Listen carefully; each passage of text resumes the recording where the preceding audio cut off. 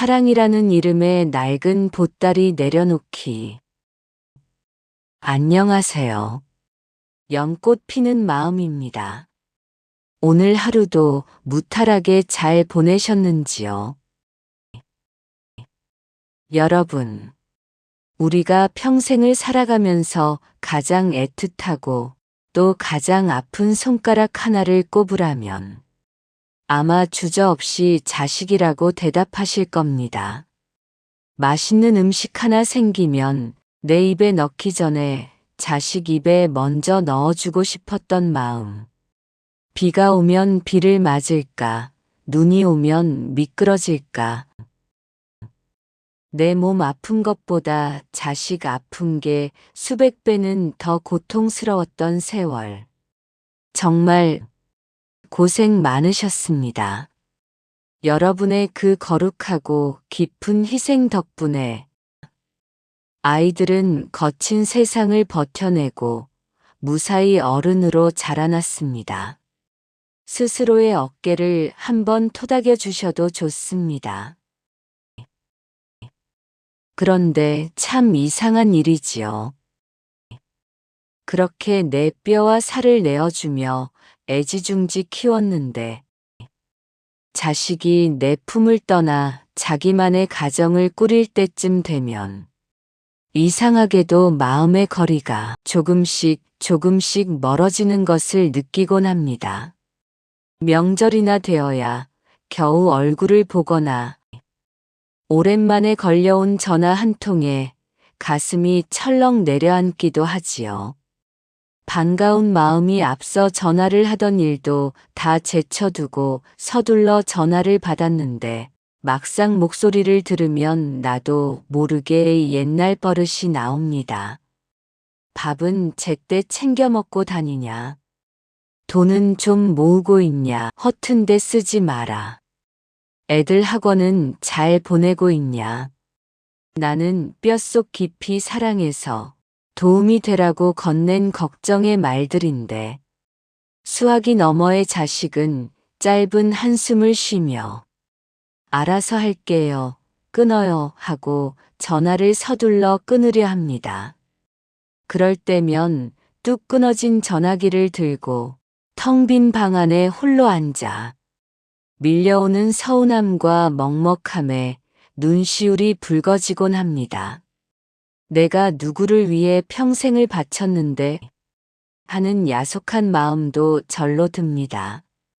불교의 깊은 지혜 중에 이런 가르침이 있습니다. 나의 몸조차 영원한 나의 것이 아닌데 어찌 자식과 재물이 나의 것일 수 있겠는가.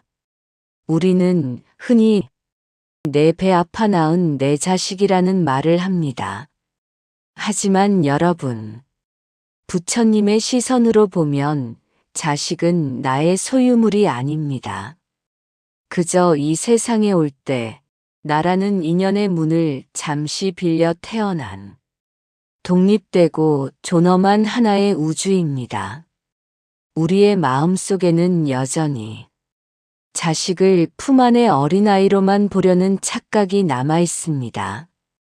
40이 넘고 50이 넘은 자식도 내 눈에는 물가에 내놓은 어린애 같아 늘 불안하기만 합니다. 하지만 이제는 그 착각에서 깨어나야 할 때입니다.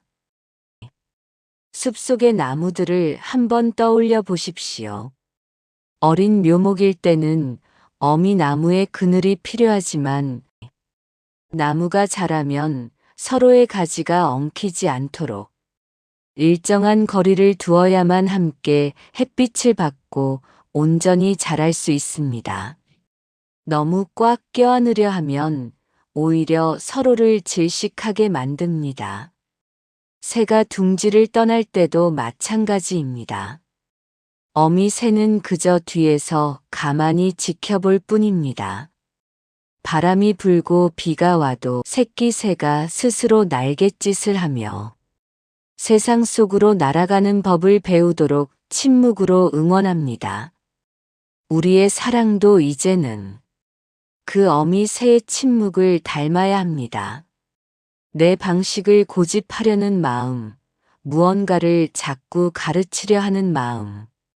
그 마음의 밑바닥을 가만히 들여다보면 내가 너보다 더 잘 안다는 아집과 통제하려는 욕심이 숨어 있을지 모릅니다.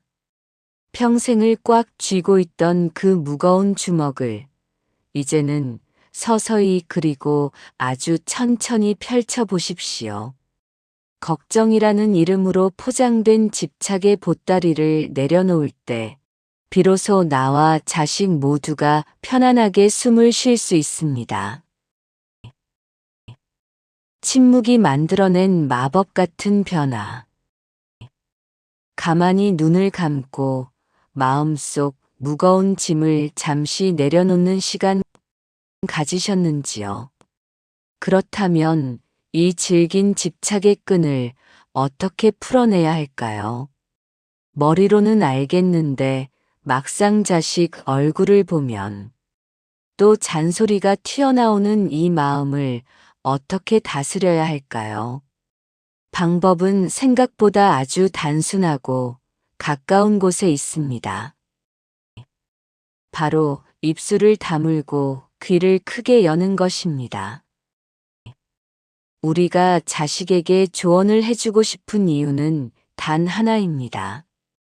내가 살아오며 겪었던 세상의 모진 풍파를 내 아이만큼은 겪지 않고 편안한 길로 가기를 바라는 간절한 부모의 마음 때문이지요. 하지만 여러분, 내가 대신 살아줄 수 없는 것이 바로 자식의 인생입니다. 자식이 이리저리 스스로 부딪히고 깨어지면서 얻는 뼈아픈 경험은 그 누구도 빼앗아 갈 수 없는 그 자신만의 단단한 재산이 됩니다. 그 과정마저 부모가 뺏으려 해서는 안 됩니다. 불교에는 애어라는 말이 있습니다.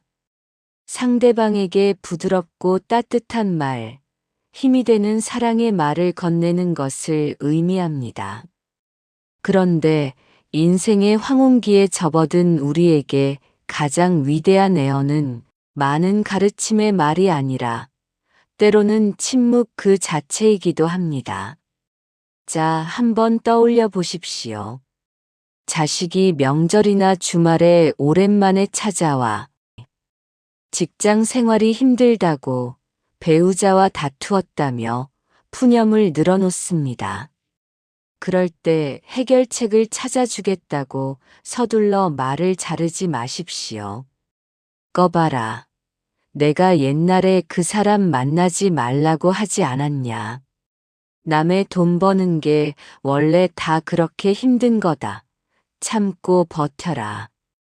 이런 날카로운 말들은 잠시 마음속 깊은 연못으로 가라앉혀 두십시오.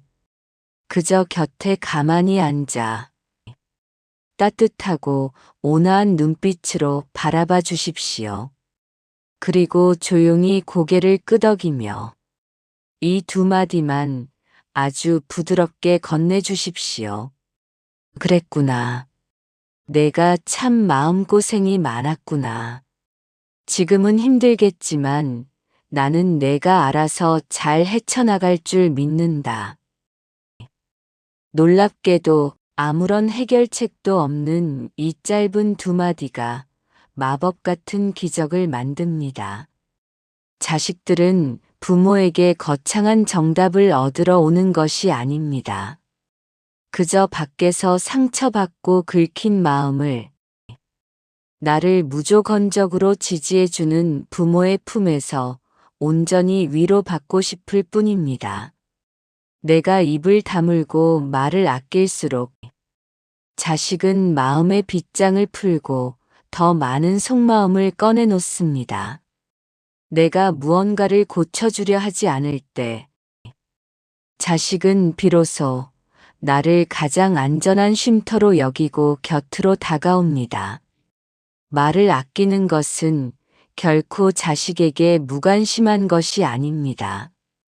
오히려 그것은 내 자식의 삶을 그 자체로 온전히 존중하겠다는 가장 성숙하고 차원 높은 사랑의 완성입니다. 넘어져서 무릎이 깨지더라도 스스로 툭툭 털고 일어날 힘이 내 아이에게 있다는 것을 온 마음으로 굳게 지지해주는 믿음의 침묵인 것입니다. 여러분, 오늘 자식들에게 전화를 걸거나 마주 앉게 된다면 딱 한 번만 다르게 해보십시오. 목구멍까지 울컥 차오르는 걱정과 조언은 슬그머니 밀어내고 그저 빙그레 미소 지으며 온화하게 들어주십시오. 말 한마디 아껴 쓸 뿐인데 마법처럼 자식의 굳은 표정이 풀리고 어느새 우리 마음의 거리가 한 뼘 더 가까워져 있는 것을 분명히 느끼실 수 있을 겁니다. 우리의 남은 인생, 참으로 귀하고 맑은 시간입니다. 가장 사랑하는 사람들과 서로 상처를 주고받기에는 너무나 아깝고 소중한 날들입니다. 흐르는 강물이 바위를 탓하지 않고 부드럽게 감싸 안고 흘러가듯 가족의 모습도 그저 가만히 있는 그대로 내버려 두십시오. 애쓰며 억지로 붙잡으려 하지 않아도 존중과 침묵으로 가꾼 진정한 인연은 결국 내 곁에 오래도록 머무르며 세상에서 가장 아름답고 향기로운 꽃을 피워낼 것입니다. 여러분의 마음속 연못에 오늘도 맑고 평온한 연꽃 한 송이가 살며시 피어나기를 두 손 모아 조용히 기원합니다. 지금까지 연꽃 피는 마음이었습니다. 오늘 하루도 편안하고 고요하게 여기에서 쉬어 가십시오. 감사합니다.